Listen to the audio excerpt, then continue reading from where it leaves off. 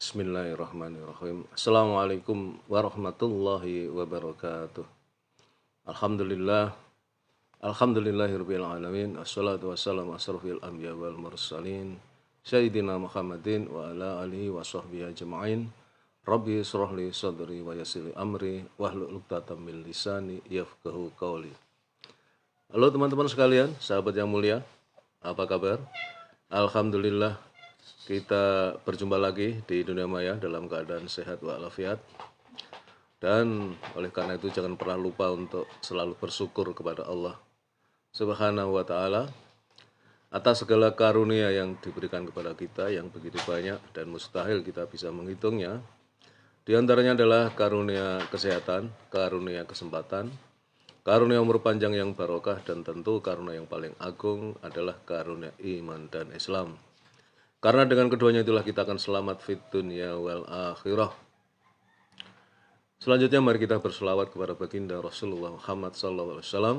Allahumma sholli ala Sayyidina Muhammad wa ala ali Sayyidina Muhammad. Teman-teman sekalian, sahabat yang mulia, pada kesempatan pagi hari ini, pada subuh, saya akan melanjutkan untuk membacakan buku Sirah Nabawiyah, buku tentang sejarah perjalanan kehidupan baginda Rasulullah Muhammad SAW. Dan masih di sesi perang Uhud, ya, terakhir kemarin saya membacakan tentang isu terbunuhnya Nabi SAW dan pengaruhnya terhadap peperangan. Ya. Dan pada pagi hari ini saya akan lanjutkan dengan Rasulullah SAW melanjutkan pertempuran dan menguasai medan. Tatkala Mus'ab bin Umar terbunuh, Rasulullah SAW menyerahkan panji kepada Ali bin Abi Thalib. Dia berperang dengan sengit, demikian pula para sahabat yang tersisa di sana menunjukkan kepahlawanan mereka yang sulit ditandingi. Mereka menyerang dan bertahan. Ketika itu Rasulullah SAW mampu menyibak jalan menuju pasukannya yang terkepung. Beliau pun menuju ke tempat mereka. Ka'ab bin Malik yang mengetahui kehadiran beliau, dia adalah orang pertama yang mengetahuinya, langsung berteriak sekeras-kerasnya, "Wahai kaum muslim, bergembiralah kalian, ini adalah Rasulullah." Beliau memberi isyarat agar dia diam. Hal ini supaya orang-orang musyrik tidak mengetahui posisi beliau. Tetapi suara tersebut akhirnya sampai ke telinga pasukan muslim, maka mereka bergerak ke arah beliau, hingga di sekitar beliau berkumpul sekitar 30 sahabat. Setelah berkumpulnya mereka, Rasulullah SAW bergerak mundur dan secara teratur ke lembah bukit. Beliau menerobos jalan di antara pasukan musyrik yang menyerang. Pasukan musyrik semakin gencar melancarkan serangan mereka guna menghalangi gerak mundur. Hanya saja mereka gagal di hadapan para singa Islam. Utsman bin Abdillah bin Mughirah, salah seorang pasukan berkuda pasukan musyrik, maju menghadapi Rasulullah SAW sambil berkata, "Aku tidak selamat jika dia selamat." Maka Rasulullah SAW bangkit untuk menghadapinya. Hanya saja kuda prajurit Quraisy ini terperosok ke dalam lubang. Al-Harits bin Simah menghampirinya dan menebas kakinya hingga terduduk. Kemudian dia meringkusnya dan melujutinya senjatanya, lalu bermaksud membawanya ke hadapan Nabi SAW. Tetapi Abdullah bin Jabir, seorang pasukan berkuda Quraisy lainnya, mengejar Al-Harits bin Somah lalu menebasnya dengan pedang di bagian pundaknya hingga dia terluka. Kemudian pasukan muslim segera menolongnya. Abu Dujana, pahlawan pemberani yang berikat kepala merah, langsung menyerang Abdullah bin Jabir. Dia menebasnya dengan tebasan yang memisahkan kepalanya. Di saat-saat berlangsungnya peperangan yang sangat mengerikan itu, pasukan muslim dilanda rasa kantuk sebagai penentraman hati yang datangnya dari Allah. Seperti yang disebutkan oleh Al-Quran, Abu Tolkah berkata, "Aku termasuk orang yang tidak mampu menahan rasa kantuk saat perang Uhud, sehingga berkali-kali pedangku jatuh dari tanganku. Saat pedangku terlepas, aku mengambilnya kembali, lalu pedangku jatuh lagi, dan aku mengambilnya kembali." Dengan gambaran keberanian semacam itulah, beliau dan para sahabat mundur secara teratur ke arah jalan setapak di gunung dan menerobos jalan bagi sisa pasukan muslim hingga mereka dapat mencapai tempat yang aman. Dengan begitu, mereka bisa berkumpul di kaki gunung. Kecerdasan Khalid bin Walid gagal sudah dikalahkan oleh kecerdasan Rasulullah Sallallahu Alaihi Wasallam. Berikutnya terbunuhnya Ubay bin Khalaf. Ibnu Ishaq berkata, ketika Rasulullah SAW bisa berlindung di jalan setapak bukit itu, Ubay bin Khalaf mengetahuinya. Maka dia berseru, "Di mana Muhammad? Aku tidak selamat jika dia selamat." Orang-orang bertanya, "Wahai Rasulullah, apakah salah seorang dari kami menghadapinya?" Rasulullah SAW menjawab, "Biarkan saja dia."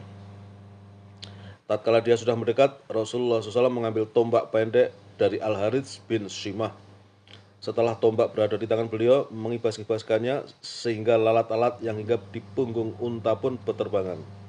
Kemudian belum menghadapinya dan melihat tulang selangkanya di balik celah antara baju besi dan topi besi, beliau menikamnya hingga dia terjatuh dari kudanya berkali-kali. Ketika dia kembali ke kaumnya, dia mengalami luka di lehernya yang menjadi bengkak, padahal lukanya itu kecil saja. Dia berkata, "Demi Allah, Muhammad telah membunuhku." Kaumnya berkata kepadanya, "Demi Allah, rupanya jantungmu telah copot. Demi Allah, engkau sudah tidak mempunyai kekuatan lagi." Ubay berkata, "Selagi masih di Mekah, dulu dia, Muhammad, pernah berkata kepadaku, aku akan membunuhmu. Demi Allah, andaikan dia meludahiku, maka ludahnya itu pun sudah bisa membunuhku." Musuh Allah itu pun mati di Saraf, sedang rombongan pasukan mereka bersamanya dalam perjalanan pulang ke Mekah. Dalam riwayat Abu Al-Aswad dari Urwah, disebutkan bahwa saat itu dia melenguh seperti lenguan seekor sapi jantan, lalu berkata, "Sekiranya apa yang kualami ini menimpa penduduk Zulmajas, niscaya mereka semuanya akan mati." Berikutnya, Tolhah menaikkan Nabi SAW. Pada saat mundur menuju bukit tersebut, Rasulullah SAW terhalang oleh sebongkah batu yang besar. Maka beliau berusaha mendakinya tetapi tidak bisa. Sebab beliau sudah berumur dan tubuhnya tidak sekuat dulu. Di samping itu beliau mengenakan 2 lapis baju besi serta mengalami luka serius yang cukup mengganggu. Tolhah bin Ubaidillah lalu berjongkok dan beliau berdiri di atas Tolhah hingga dapat mendaki ke atas. Saat itu beliau berkata, "Tolhah berhak memasuki surga." Berikutnya serangan terakhir yang dilancarkan pasukan Quraisy.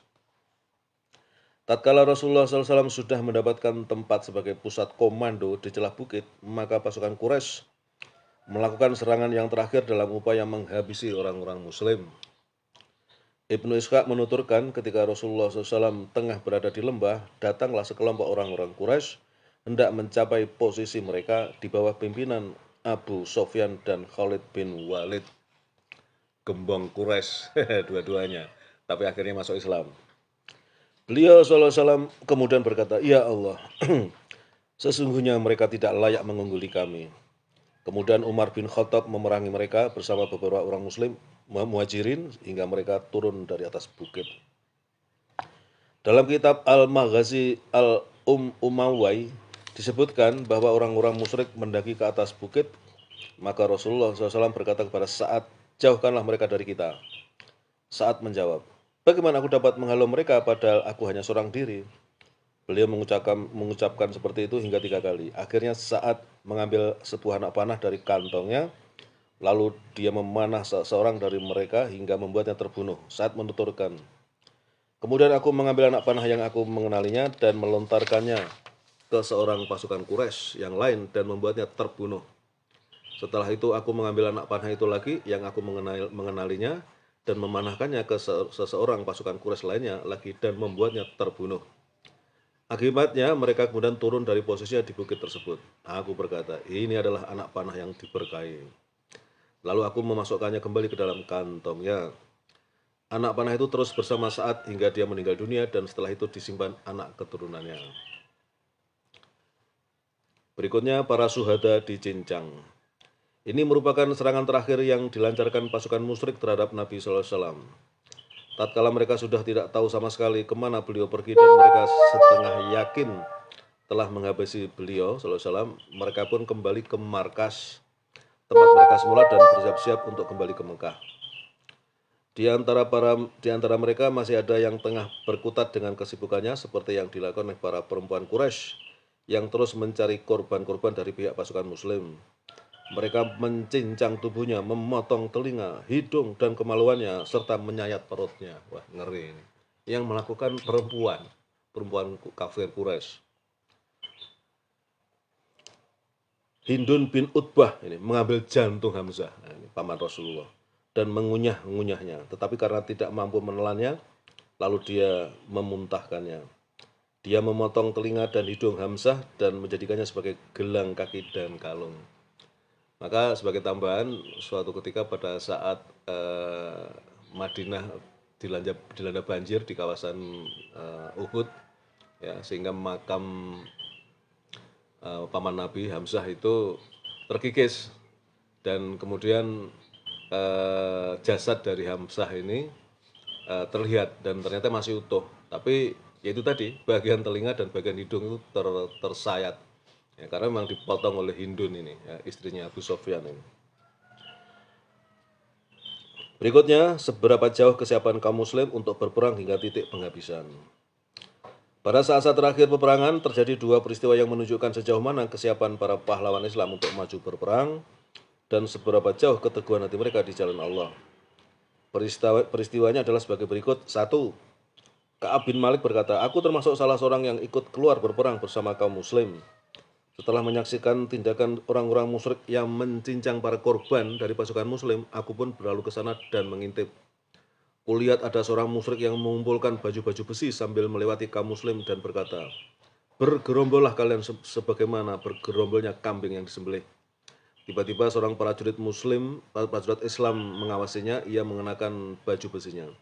Aku pun berjalan hingga berada di belakangnya, lalu aku berdiri untuk membandingkan antara prajurit muslim dan prajurit kafir tersebut dengan mata kepalaku. Ternyata prajurit kafir itu lebih lengkap persenjataan dan kekuatannya.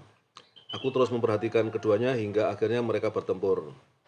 Prajurit Islam itu menebas prajurit kafir itu dengan tebasan yang memotong bagian atas pahanya hingga terbelah menjadi dua, dan kemudian dia membuka penutup wajahnya dan berkata, wahai Ka'ab, bagaimana menurut pendapatmu?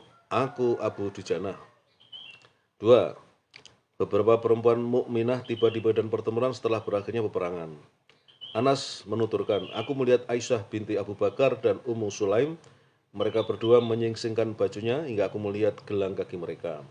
Mereka menggendong kantong air di punggung mereka dan meminumkannya kepada para prajurit Islam. Lalu pergi untuk mengisinya lagi dan kembali meminumkannya kepada para prajurit Islam. Umar menceritakan, Ummu Salid pada perang Uhud memberi minum kepada kami. Di antara perempuan-perempuan itu terdapat Ummu Aiman. Ketika melihat sekelompok tentara Islam melarikan diri dan hendak masuk ke Madinah, dia menaburkan debu ke wajah mereka dan berkata kepada sebagian mereka, ambil saja pemintal benang dan berikan pedangmu padaku. Kemudian dia bergegas ke medan pertempuran, memberi minum mereka yang terluka. Tiba-tiba Hibban bin Arikoh memanahnya. Maka ia tersungkur dan tersingkaplah pakaiannya. Musuh Allah itu pun tertawa sejadi-jadinya. Hal itu membuat Rasulullah SAW berduka, lalu beliau memberikan anak panah tanpa mata kepada Sa'ad bin Abi Waqqas. Seraya berkata, panahlah dia. Maka Sa'ad memanahnya dan tepat mengenai leher Hibban. Ia pun jatuh tersungkur dan terbunuh. Rasulullah pun tertawa hingga tampak gigi-gigi geramnya, kemudian berkata, saat telah membalaskan dendam Ummu Aiman, Allah telah mengabulkan doanya. Baik teman-teman, sementara sampai di situ dulu, nanti kita lanjutkan. Masih sepertiga lebih ini buku Sirah Nabawiyah yang ditulis oleh Safiyur Rahman Al-Mubarrokafuri. Demikian teman-teman yang bisa saya sampaikan pada kesempatan pagi ini, mudah-mudahan bermanfaat. Kita bisa mengetahui tentang sejarah perjalanan baginda Rasulullah Muhammad SAW, dan sementara ini pada sesi perang Uhud. Mudah-mudahan bermanfaat. Kita semakin mencintai baginda Rasulullah Muhammad SAW. Terima kasih. Mohon maaf atas segala kesalahan. Assalamualaikum warahmatullahi wabarakatuh.